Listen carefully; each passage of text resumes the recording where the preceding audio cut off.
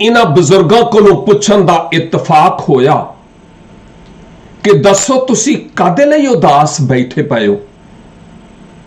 आखन लगे गल आ कि मैं इहो जी दुनिया दे विच रहना वा जिथे लोकी ड्रामे वेख के ना ते रोन लग पैंदे ने,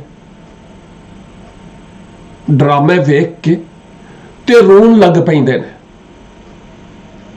ते जदों बंदे दी हकीकत उन्होंने पता चले ना जिवें मेरी है, ते लोकी कहंदे ने सारा ड्रामा ही हैगा।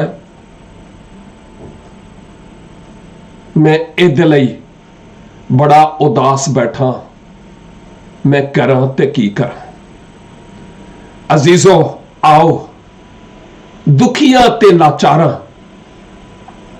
गरीब ते नादार ते बेसहारा लोकां दा सहारा बनिए और उन्हां लई भी असी रोन वाले होइए, फिल्में ते ड्रामा वेख के रोन वाले ना होइए।